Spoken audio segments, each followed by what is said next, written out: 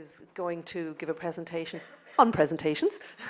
And she's from Afterthought, who has been really good with doing our videos. So those of you that haven't seen them, you will be looking at them later. Mary, take the floor. You don't have to be called Mary. No, it has to. It helps. Actually, it helps. The other thing I share in common with this Mary is obviously it's a Mary thing around. Yeah, it must be. Good afternoon. My name is indeed Mary. I'm going to count to 3 and you're all going to shout your names out to me, okay? So my name is Mary. 1, 2, 3. Mary! Wow, that was amazing. Catriona, Alexandra, Karen. Love them all. My name is Mary Austin, and I've had the pleasure of working alongside the professionals that have shared the platform so far for the past 3 years. And I'm absolutely delighted to be part of the CCNAP family as a non-clinical professional. First reason, because I have increased my network of health professionals quite considerably, particularly around healthcare, and I'm going to develop that by another 40 today. But the other thing that it does leave me somewhat inadequate, and I've just experienced that in the toilet, is I feel totally inadequate in washing my hands. As a non-healthcare professional. It's just happened again. I've gone down and people are going. I feel very, very inadequate. I would like to ask a couple of questions just to start the session. First of all, how are you kind of receiving written information? I do have a PowerPoint, but there's nothing on my PowerPoint that I'm not going to say and punctuate. Do you want to see a visual or would you rather just receive it? Receive it. And then what you can do is you can send the PowerPoint and it has any meaning whatsoever. So first of all, presentation skills. I'm just going to ask you a question. How many of you do presentations as part of your professional work? Wow. How many of you put your hand up? Keep your hand up. Good grief. Right. How many of you absolutely love it? Keep your hand up if it's... How many of you absolutely love doing presentations? Hands up if you absolutely hate it. You hate it, you dislike it. No, so you like it. Can I just ask people who, and a lot of you did, put your hand up and said you enjoy giving presentations. Can I just ask for a shout out what it is about doing a presentation that you really enjoy? Sharing and communicating. Sharing and communicating. How many people would agree with that? Yeah, brilliant. Thank you, thank you. How many other people? What about other people? Engaging with an audience. Sharing information, engaging with an audience. There is also a difference between presentation and teaching. So sometimes you have presentation, done one way, and teaching, that's a different. And that is a really, really critical point. Thank you for bringing that in so soon. Because we're going to talk about presentations, but you're going to be involved in presentations, in teaching, in seminars, in workshops. So we're just going to talk about some key principles today that I hope that you will be able to go back and apply in whatever context you feel. So that's really important. Yes? We're hearing what the real problems are, where the blocks are. So you're giving a lecture, but why it's not been implemented, why they're not doing what they're meant to be doing. Okay, so it's an opportunity to hear. Yes. And I think that's really, really important when we give presentations that we do have a dialogue, that we communicate. So often presentations are given to people, would you agree with that?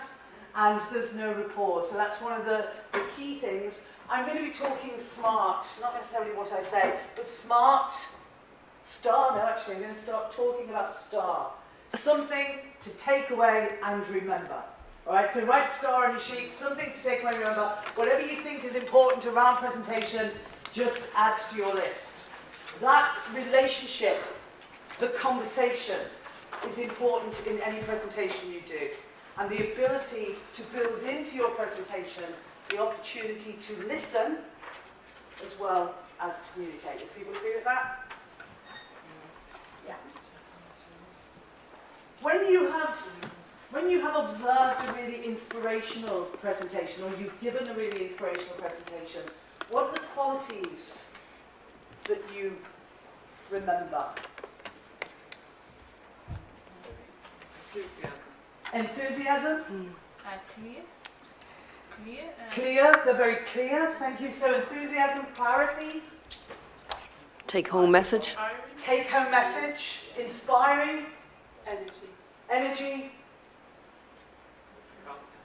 sorry? Content. Okay, all really, really important. I'm genuinely excited by the fact that you actually enjoy doing presentations, because this is the first audience I've ever actually been in front of that said that. And did you know there was a mental health survey done by Mind in the United Kingdom, and it actually, in this particular survey, it cited having to speak in public as the biggest phobia that people have. Second to what, do you think? So, death. Really? That is an absolute truth. Fear of speaking in public was second to fear of dying. So how well are you doing? How well? How well? Does that surprise you? Yes. And what is even more exciting is that why we're doing this is because in your role, being here today means, and we've already heard really powerful examples of that, the role that you will play in spreading the word. I loved that idea of travel, the knowledge traveling around the world. You have the potential, very powerful, in how what CCNAB is trying to do. So to try and just skill people up in presentations, to inspire you to want to talk at conferences, to present papers, to inspire you to actually, hold seminars, lectures about CCNAB is really, really important. And we hope that we're just going to offer you some skills that will enable you to do that. Are people okay with my pace of speech? Am I being clear? Yes. Karen, am I being clear enough? Do you need a microphone? Are you loud enough? English isn't my first language. No, it's Irish.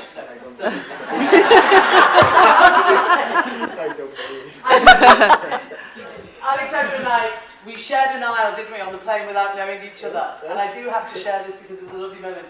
As the plane landed, his face lit up. I didn't know he was going, and he clapped the pilot. So it was absolutely his enthusiasm and delight, but it was a bit of a rocky takeoff, wasn't it?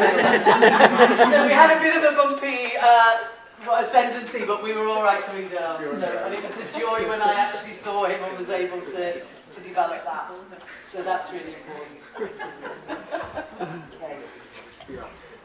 The other thing I just want to ask is, when you go into work, how many of you put on uniforms when you go into work? Yeah? How many of you put a lanyard on? Do you lanyard Your name tag or your...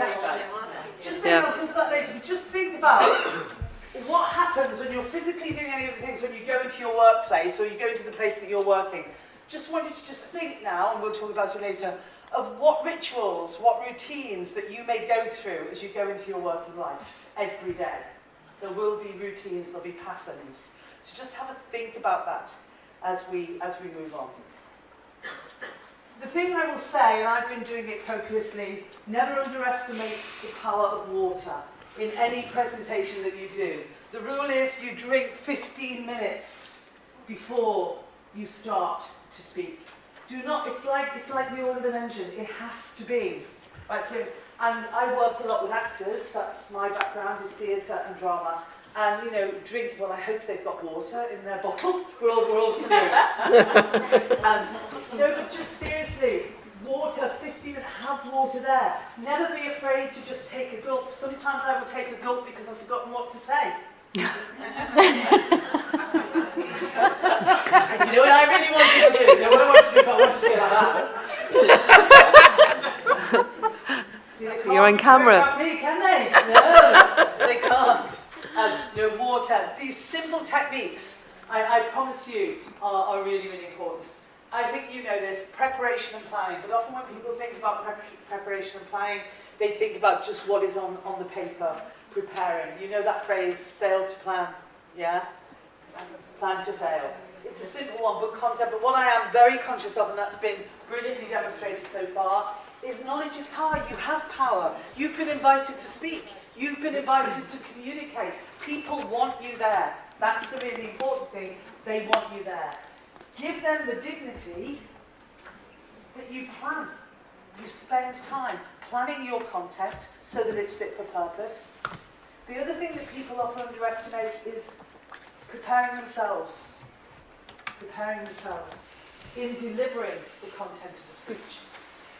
Rehearsing is a term that is most commonly attributed to acting. The word means to rehear. That's all it means. We rehear things again and again. And when we're doing a presentation, just to run it by friends, just to run it by, is really good practice. Practice it, rehearse it, get feedback on it before you deliver it. You will probably have the ability to develop 3 or 4 set pieces. I'm going to make a comment. I heard Donna speak 2 years ago.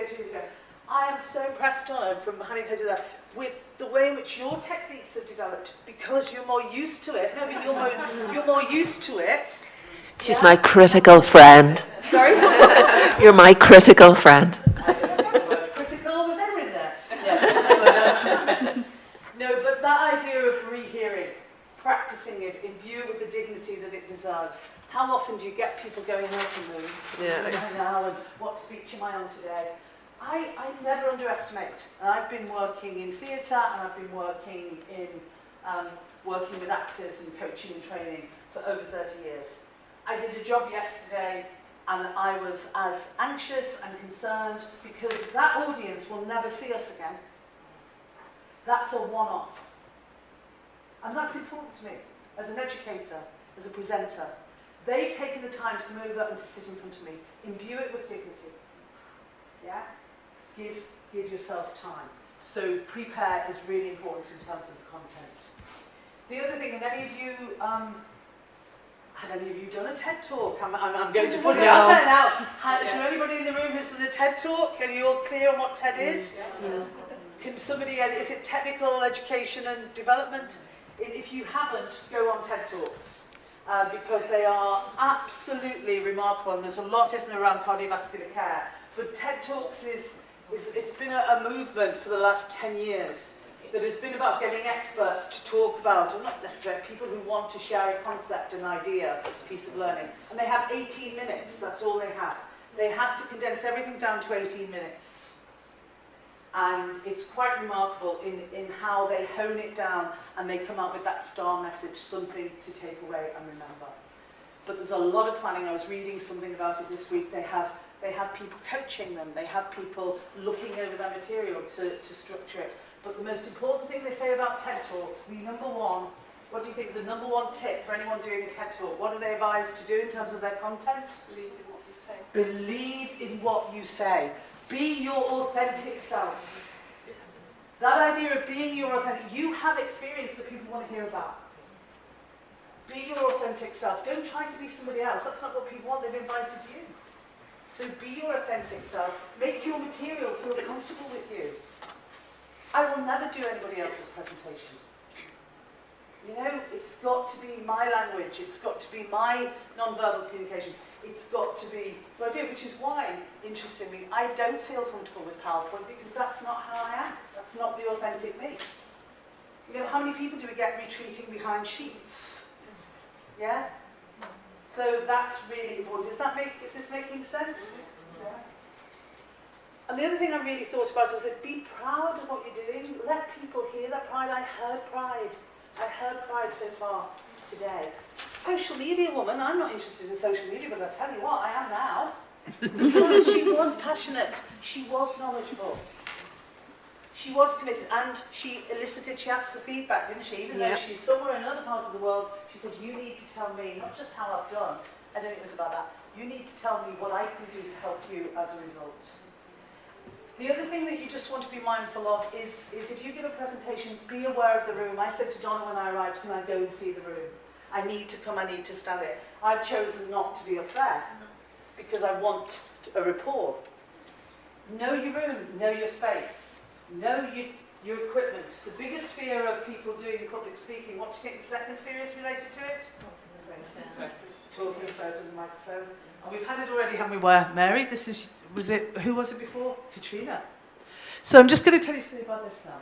And I'm just going to do this now because I'm going to do that, and I want to talk, which is really, really good because I want to talk to people over there. But you know, microphone technique. If you're going to use a microphone, technicians, that's not a skill you've ever had, I guess. Anybody's said to you. I use the palm mic. I will only ever use the palm mics. I won't allow anybody to give me a handheld mic because I'm going to do that. I'm going to get excited. I'm going to go, oh yes, Alexandra, and you're not going to hear me.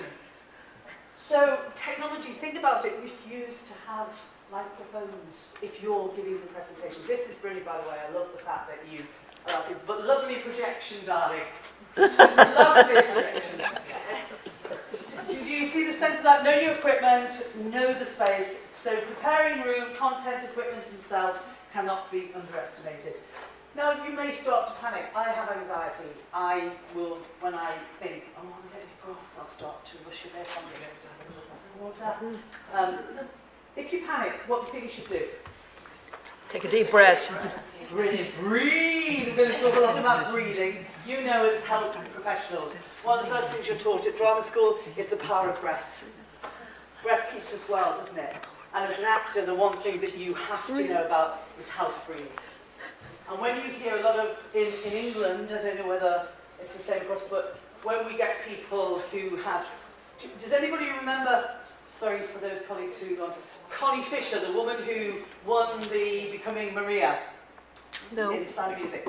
A celebrity was just, she now has irreparable damage to her throat because she wasn't trained appropriately to breathe and to use her voice.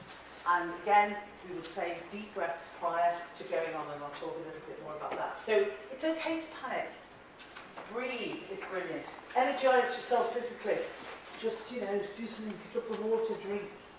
And the other thing that you can do, it's those of you who are into mindfulness or positive mental approach, just use a word like yes, yes, yes, yes. Just start to have, you'll find your own vocality that will just calm you down as well as breathing. Yes? Now, this is the biggest, and I said to you about coming into work, the biggest thing to think about is presentation me. It is a role that you are going to be doing. So refer to it as this is the presentation me. This isn't the nurse me, this isn't the mum me, this isn't the best friend. This is presentation me. It is a conscious role that you're taking on. When I said before that you go into work, you put your uniform on and you go, yeah, this is me. Okay?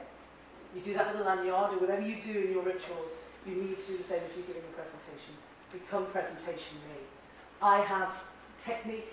Anyone who knows me, works with me, I always have some, I do, and this is where before I go on, I do it at the back. I do that. I know it's not even face cream. I always get told off for that. But I just do that. Deep breath. When Mary's introducing me, I do that every single time I'm presenting. It allows me just to think, Mary Austin, the person, has now got to become Mary Austin. Oh, he's taken. Obviously, you want about Joe It's magic presentation screen. No, but does that concept, so it is a conscious state. Presentation me. And think about that idea of going into work. I want to go back to the beginning. Do any of you do practice yoga? How many people practice yoga or meditation? Yeah, just think about the power of breathing in that. And you know, those of you who do, just give yourself. We do a very simple technique, and this also becomes important. You can stand up and do it. It's just, you know, feet slightly apart. Sorry, you can't see. Hands by your side. Breathing in 2, 3, 4, 5. Holding 2, 3, 4, 5. Out 2, 3, 4, 5. It's a technique. Actors use it in a warm-up every time. So conscious breathing. Presentation me is really, really important. We call it, in terms of the room, as I said, I made a conscious choice. I didn't want to be behind a lectern. Yes, I've got notes, but I said I'm going to kind of choose when I look at my notes. That's important. Feel comfortable in your support, in how you want notes. Some people use cards. Good public speakers never ever often don't use notes. You're told as a good public speaker, always have notes there as a backup. You know, always use notes. Don't think, well, you know, I've got to be note-free. No, you don't. It's how you use them intelligently that is really, really important. We call it anchoring. So at key points, you see anchoring just standing in the room. Now I've been moving around the room because I want to relate to you, I want to get to you, I want to talk to you. But if I want to make a key point, I will consciously come into what I call an anchoring position. The other thing is deportment. It may seem strange, but it exudes confidence. If you find that, just pull your core up, yeah? We always use in acting the string. It's like somebody's pulling a string from your head. Just when you have the chance, because we hope some of you are going to feel confident to do some presenting later on, then not today, tomorrow. Oh, it might be later on today, isn't it? It's really important.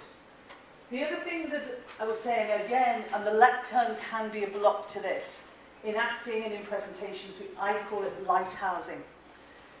The problem is, you often find speakers, they might get a smile from that lady at the back there at the start of the speech, so that they're all right, she's my one now. And you sometimes tell that. You know, look to the person who's really kind and giving positive affirmation. And so you're kind of looking and you get all my energy and everyone's like, well, no point me turning up. No point me. If you haven't looked at everybody in a room, and I did it to 200 people, I'm not saying I eyeball each of them, but I make sure that my physicality, I make sure that my focus is reaching them. And it's like a lighthouse. You have to lighthouse the room. If you haven't looked at everybody, then they're going to be feeling left out. Engage them, look at them, draw them in. That's really very simple, but an important note. In terms of content, and again, it's going to be fit for purpose, and I have no doubt, because that's your business, education, for many of you, writing lectures, your content is going to be spot on. But what we know, and what we've heard again in the room so far today, particularly in this one, it has to be full of heart. Don't be afraid to speak from the heart as well as the mind. As the company that I run, I say that. You know, we want to engage minds and hearts. Because that's where change, Donna talked about change makers. That was one of her star moments, wasn't it? We are the change makers for rapid ones first, but she's adopted it. And rightly so, and I'm going to use it a little bit. You know, connect with the heart, develop empathy. There'll be people in the room who know how you're feeling, who know what you're saying. Try and reach out and connect with them within that. I call it connected purpose. We've got such a powerful connected purpose in this room today. Really powerful. Let's make sure we communicate that. And that we know that people are understanding what that means. When I say connected purpose today, what's our connected purpose? Today. Nursing. Nursing. Be guideline smart. Be guideline smart. There's another star. Oh, she's getting all the stars today. Oh. No, I didn't. Sorry? She got 2 stars. But, yeah, so it's about connected purpose. Find the connected purpose. What connects you with the audience? Or perhaps nothing connects you at first, but by the end of your presentation, you know how you need to be connected. So understand your aim, your objectives. Wherever possible, it's not always appropriate, but try and use humour. We've seen some lovely examples of that so far today. Just try and engage. But if humour isn't something that you do, I always really feel that it's important that you give some sense of personal disclosure. It is important to just talk about who you are and what you do and why this is important to you. Tell an anecdote, you know, the time I worked in, or the time I went to the Hard House in Nice. It makes that connection. Yesterday I was in front of a group of builders, tradespeople, plumbers, joiners. I don't know their world, but I could tell that, you know, they were wanting to come on board, but they were thinking, what does that woman know about the work that I do? So I said I work in professional football, which I do, not as a player, though I know that will surprise you. But no, I used that because I thought I've got to get something that connects me to them. That was very. So I do a lot of work in professional football. I work football, and immediately you saw their attention from because I reached out to them in their world. And they knew that I would know to connect them. I was in Liverpool, so there was no way that wasn't going to happen. Right? If I'd have said perhaps croquet or badminton, I might have lost them. No, but does that make sense? That connectedness is really, really important. Don't be afraid of using, and don't be afraid to reiterate why you are there. why you're there, why it's you giving this speech, and that's the or presentation. Passion and purpose. You've got to have that in anything that you do. My passion is no longer acting. My passion is trying to skill up and inspire and ensure that people like yourselves can grow in their skills and their confidence to spread the word, to educate. But be clear about what your passion. Why is this presentation important for you? Let people know that. Why is this presentation important to them? Why is it important to their profession? What meaning does it have? And what will it offer them? What will they take away? What will be those star moments? Let me just ask another question. How many of you have read or told a story to a child? Yeah. At some time in your life? Yes? Okay. Can you just think about what techniques you used when you tell that story? What did you use? Playing, playful, playing games? Being animated. Being animated? Sorry? Being attractive. What a lovely, that's really important, isn't it? Being attractive, making it attractive, making them want to hear you. Thank you, that's a lovely word to use, around storytelling. Humour. Humour. Change the voice. Yeah, change the voice. Okay, change of voice. So, taking roles, bringing the story alive by Characters. You do know now, Katrina, so would you like to come up and tell us the story? No, no, changing, do we recognise that we change our voice? Yeah. We invent characters. Yeah. We make faces. We have people say to me, oh, Matt, you are acting every day. You are acting, you don't speak to your colleague in the same way you talk to your best friend, in the same way you talk. You use different communication techniques, tones, non-verbal communication. You're using those skills all the time. And you see a baby, and you talk to a baby. I've seen people who say to me, oh, never get up, do the most incredible things with their dogs in terms of communicating.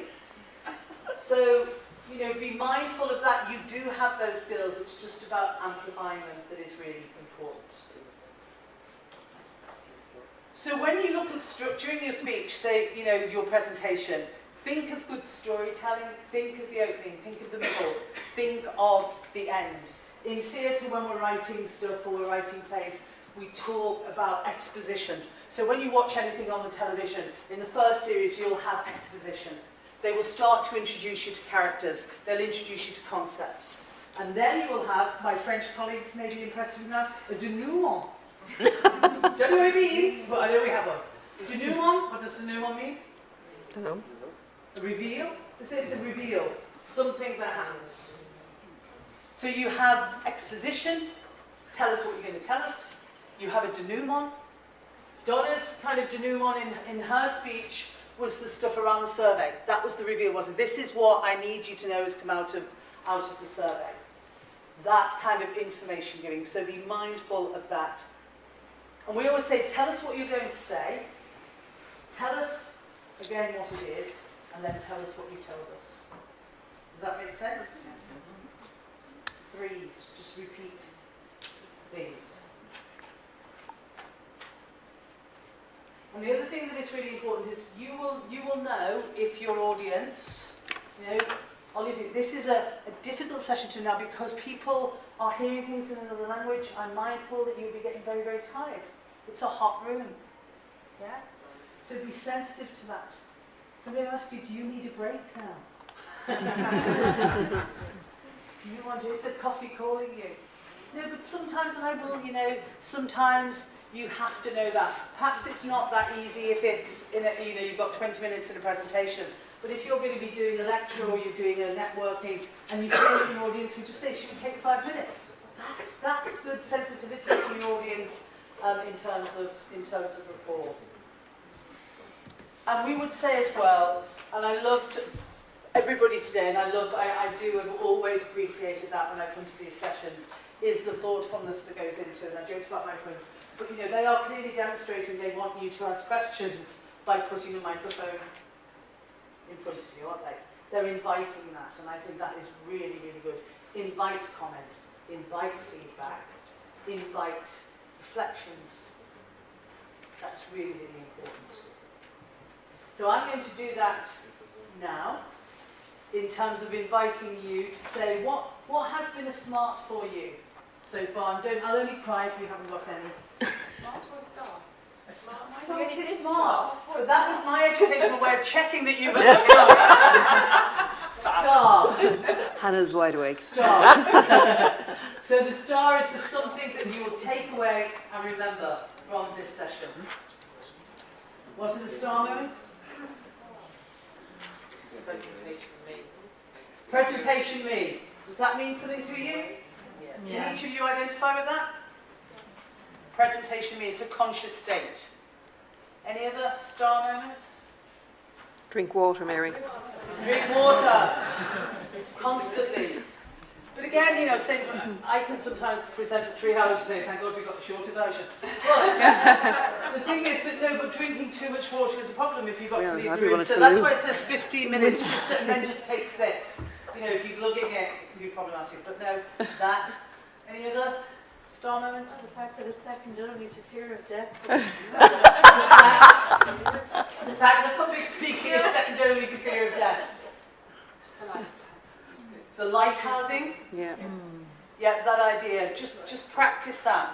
Even when you're in a small, you will be in groups today, and it's a really interesting technique. Even when you're just giving a response to an individual, it's not rude to kind of look at other people because you just don't. So in your groups and facilitators, can I ask you just to be conscious of that? But people do share their thoughts across the group. Anything else? Anchoring for your important points. Your The impo- Anchoring for when Anchoring. you're making the important point. anchoring.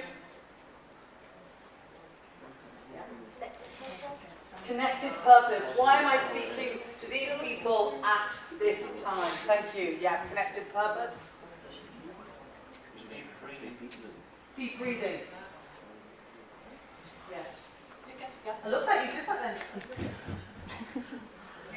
And the handout, yeah. And actually looking at your room beforehand is a very good point. You know, looking at where you're going to be speaking. Yeah, getting a feel for it. Yeah. The other thing is I would say to people as well, and I would have done it, I would have loved to have done it today, it's building a rapport outside of the room, so it depends. If I'm training people, I would normally meet and greet them. I would want to meet and greet them outside. I'd want to say, hello, my name's Mary, you are, and you just get a sense. So when I can come into the room, I can just start to build that. It also shows them that you are going to be getting involved in their world for the next 3 hours, and you've taken time to get to know them. So meeting and greeting, even if you can't do that just at the door, hello, I am. I know that in some of the hospitals I've worked in here, they do that with students, and it's just good practice social skills anyway, isn't it? To meet and greet. Hello, my name is. Anything else? Alexandra, have you got? No, I have a question. A little question. You have a lot of public, and there's a question for you. I don't know direct the answer. What do we think? What? So What was the you're question? asked a question, When you and you don't know the answer, so what do you do? be honest. Don't find out anything. It's a good question. Right. Okay. There is another technique. Even before you admit that you don't know, it says this is more as a facilitator, perhaps, than. But what else can you do? Put it to. I may not know the answer. That's the difference. People often Somebody say else to me, might, yeah. you know, the difference between giving a lecture and a facilitator. As a facilitator, I'm just garnering your knowledge. So, Alexandra, if you ask me a question that I didn't know the answer to, I would say, is anybody in the room able to help?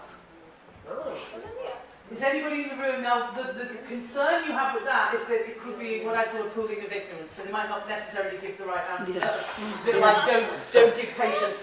But seriously, a lot of the time, like yesterday, I was training to equality and diversity. My job is to know their policy inside out. My job is to know the answers. If I don't, and they throw a load, they throw something in, I make sure I have an expert in the room with me. A lawyer or somebody that I can go, can you answer that? I would defer to it as a final result because normally you can get the experience. Invite the room, be open, transparent, say, Alexander, I don't know the answer to that, but I'm going to go on Google at the break, Yeah. and I'm going to get you the answer. And what is it, if you do that, what is it really important that you do? Go back. But you're showing, yeah. Sometimes, as well as educators, sometimes people start to introduce a point that in my structure, I don't want them to go to. Have any of you experienced that? They come in 5 minutes in and you're planted for 20 minutes later, and that is really important. Anybody got any techniques around that? We'll come back to We'll that. come back to That's that. very good question, but we'll come back to that for a minute. I'd even go say that we call it parking it up. Yeah, no, we're just going to park that up. But can I come back? I mean, it's saying, can I ask you just to hold that because I will be coming to that later. And it's important. And that demonstrates I'm hearing you, I'm listening, but actually I am in control of this material and I know that it's going to be better placed dealing with it then than later on. Does that make sense? So that's about you being in control of your material and knowing that it's not in their interest to hear it then. It's going to be later on. And what about if you don't want to, like, if it just is turning into a moaning session and you don't want to talk about that? Okay, so if it's, did everybody hear that? If it's a moaning session, I would put that down. I say I will speak to you at the break, and that's again knowing your audience. Again, if I know I'm going in to, there was a situation yesterday because the reason these people were in the room was because they'd been disrespectful to their customers, and it was very obvious why they were in the room. I own that. Now, if somebody came out and said, "Can I just ask you to talk to me at the break?" I don't think this concerns anybody. It's about being assertive, isn't it? And what about if you're talking on a topic and you know there's one aspect of that topic that could dominate the whole conversation, someone brings it up. I'm thinking about, the example is talking about smoke cessation and someone asking a question about e-cigarettes, which will always end up dominating the whole, because everyone's so interested, but you don't want to necessarily focus on that. So how do you say, I know that's very interesting, but actually... And will you be going on to talk about e-cigarettes, or is that nowhere? Or you've done it. It might not be Yeah. on it might not be, it might be, Yeah. but not... I would say, I can hear that you're really interested in that. Can we talk about that at the break? Because if other people will try and sabotage things, won't they? And that's about building rapport, because if you build rapport outside of a room, you normally find out who the saboteurs are going to be. I didn't want to come on this.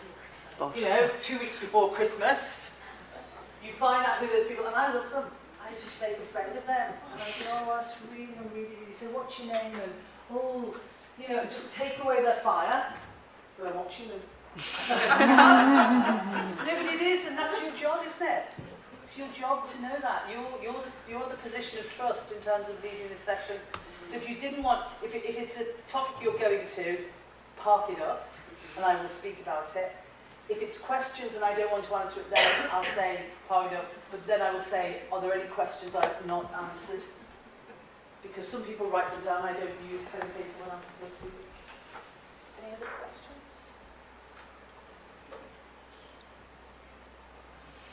When there is a very, very stupid question, you have to laugh, but you can't laugh, but you have to do it. It's possible. I would normally do this. This is people who work with me know she's being asked a really silly question. I'd normally go, thank you, Alexander, for that. That's really interesting. I haven't actually heard anything. like that before. I don't know if it's interesting. If somebody, and I use this word, if a silly question, I don't think there's no question that is silly if it's about the issue. If somebody's trying to hijack the agenda, then that's not okay for anybody. So I would probably just be very firm but very clear. Thank you very much, but don't really see the relevance to this. I'm not flying back with you on the Brussels train. You like this? We'll be busy, mates. Tomorrow, as he said. Tomorrow? Tomorrow. Any other questions? What we would like, seriously, is just to think about opportunities where you may be able to present. Just take one or two of those star things that you might just practice, the breathing, the anchoring, in small groups, even make sure you lighthouse. Just think of those and just take the opportunity to just take little steps towards becoming a TED Talk. And I can't wait to see you all do a TED Talk in 3 years' time. Thank you very much. Yeah. You know, it's been a joy to be in front of you. You ain't got rid of me yet. I'll be supporting colleagues and facilitating as we go through the 2 days. But thank you very much indeed. Thank you.